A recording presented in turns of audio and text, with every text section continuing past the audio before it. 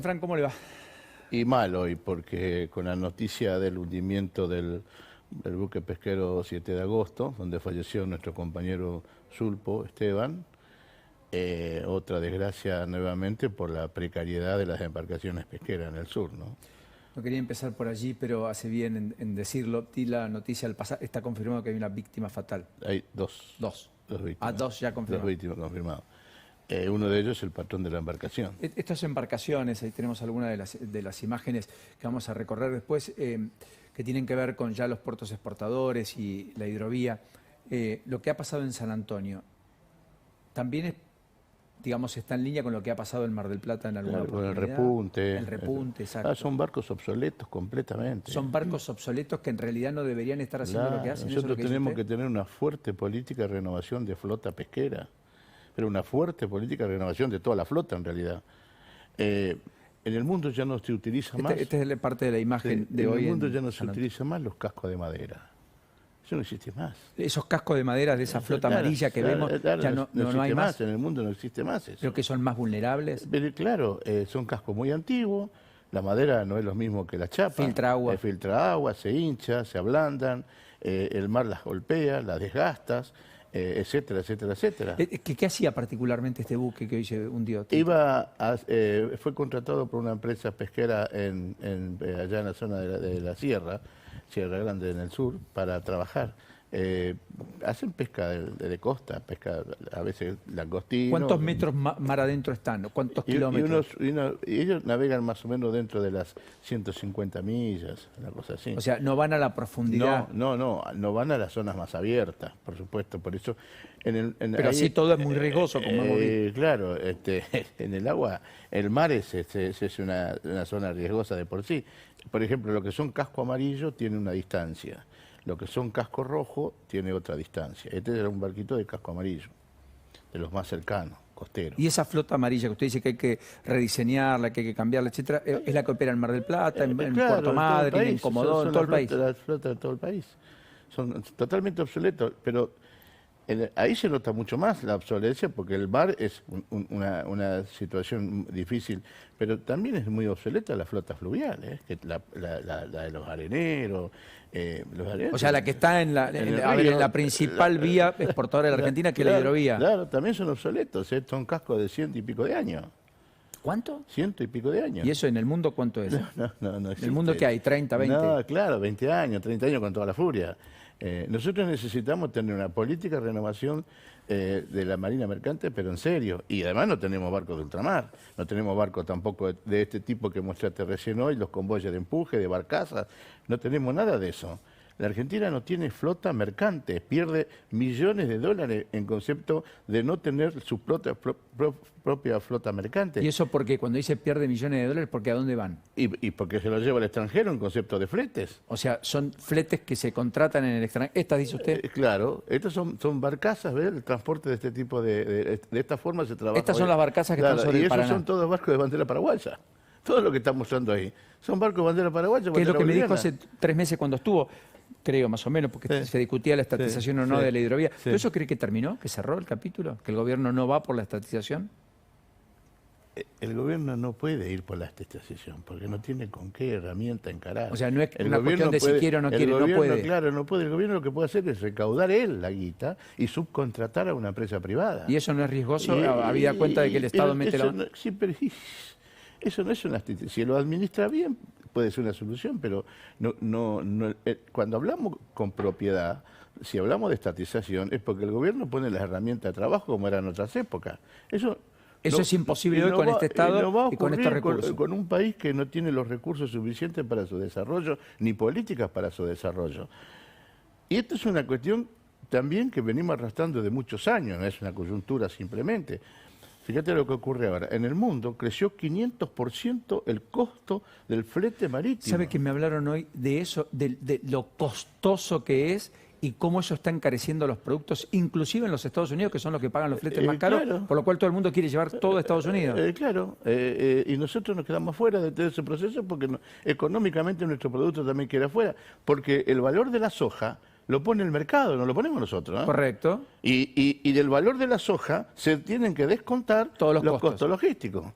Hoy es cierto que a la Argentina no están entrando buques importantes como entraban hasta antes de la pandemia a Buenos Aires, al puerto, y que están yendo al puerto de Santos y que se está yendo a buscar la mercadería a Claro, Santos. por varios problemas. El primer problema es la bajante del río Paraná, la falta de profundidad en los ríos. Toda la producción hoy que antes salía por Rosafé, los barcos que entran hasta ahí, entran y salen a media carga. Consecuencia de eso, van a completar carga al sur, lo que es un mayor costo, van a completar carga al sur, y consecuencia de eso nosotros tenemos una mayor presión laboral en el sur con los remolcadores de puerto que están excedidos en su jornada legal de trabajo, y hoy estamos teniendo un conflicto discutiendo esos problemas con los armadores para que tomen más personal. Nos está cambiando todo el sistema. O sea que es parte del conflicto que se está viendo en los puertos, Claro. con los cuales estuvieron bloqueados también la semana pasada. Claro, este es un problema que estamos trabajando para evitar mayores consecuencias. La gestión se hace muy difícil y cuando vos, además de la crisis natural que tenemos con la enorme bajante del río Paraná, el cambio climático, el impacto ambiental que está generando eso, a eso vos le sumás el problema del aumento de los costos internacionales para exportar, y la Argentina, que necesita divisa, se hace absolutamente necesario tener una marina mercante nacional. Está bien, pero eso no se construye de la noche a la mañana. Pero Algún día hay que empezar, estoy de acuerdo. Pero tenemos que empezar. Y tampoco, sinceramente, no es tan complicado. Yo te iba a decir, mira, acá hace falta una ley que baje los costos impositivos a la bandera argentina. Que en vez de ser 75% como es hoy, sea 35% como es en Paraguay, por ejemplo. ¿De impuestos? Impuestos. ¿75 le cobran acá? Sí, acá la Argentina tiene un 75% de presión fiscal. 75, Sí. o sea, alguien cobra 100 y Sí. le paga 75 al Estado. Exactamente. ¿Hay país que cobre eso? Y no, por eso no tenemos barcos. ¿Qué hace el armador, el inversor? Lo pone con bandera paraguaya. Y la carga es la misma. O boliviana. O boliviana. Así no tiene salida al mar. Porque la carga es de la aeromía, es la misma. La carga nosotros perdemos, porque tenemos la reserva de carga regional por la ley de hidrovía Paraná-Paraguay, pero nosotros no participamos en el transporte de esa carga. No hacemos negocio. Es increíble. Ayer se reflotó la CGT. Sí. Llegó Pablo Moyano. Ayer no fue porque estaba con fiebre, me dicen Javi, Sí. y por eso no estuvo. Quedó afuera Caló y quedó afuera Vanessa Sila. Y más allá de que Caló se queda con la Secretaría de Interior, pero eran los dos más cercanos al gobierno. Da la impresión que ahí el gobierno perdió una batalla y que los gordos un poco se corrieron, etcétera.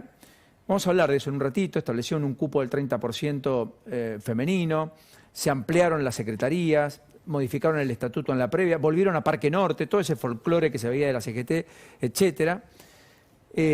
Estamos en vivo ahí en Las Vallas, en la previa de las marchas, estamos en vivo en San Justo, etcétera. Pero le quería preguntar por la dirigencia gremial, Sí. Julio. ¿Me acepta ese desafío? ¿En qué punto está la dirigencia gremial? ¿Es consciente de todo lo que sucede en la Argentina, de las transformaciones y cambios que hay que hacer? ¿Está dispuesta a sentarse a una mesa el día después y también está dispuesta a ceder en ese contexto? Hace un tiempo atrás la CGT sacó una declaración hablando de la necesidad de cambiar este modelo y marchar hacia un modelo de producción y trabajo. Ese es el pensamiento general de la dirigencia sindical.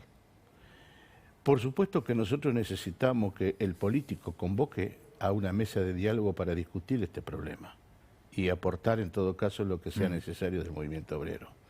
El movimiento obrero no gobierna el país. No, claro. Nosotros necesitamos el liderazgo del político que gobierna el país y convoca a todos los sectores sociales.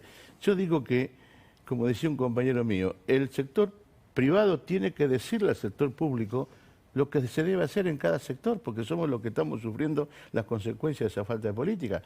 Los armadores y los sindicatos hoy estamos trabajando en proponer nuevamente un proyecto de ley de marina mercante. Venimos programando hace mucho esto. Lo ha escuchado todo el mundo. ¿Hubo algún legislador que tomó la bandera? Uno o dos. Hoy Marcela Paso es una posible legisladora que continúe este proceso, que ella tomó esa bandera. El propio Pichetto en su momento tomó esa bandera. El senador correntino Camao Espínola tomó esa bandera.